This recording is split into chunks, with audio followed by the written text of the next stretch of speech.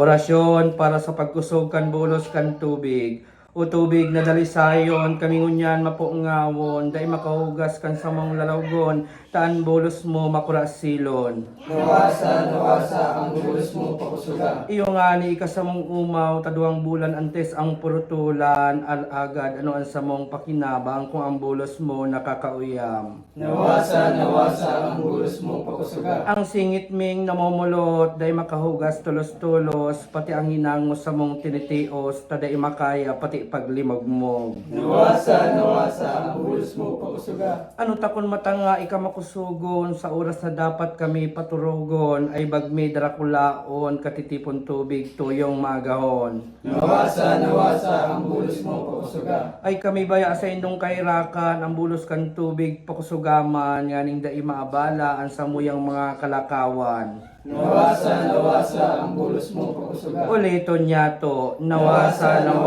ang bulos mo pakusuga.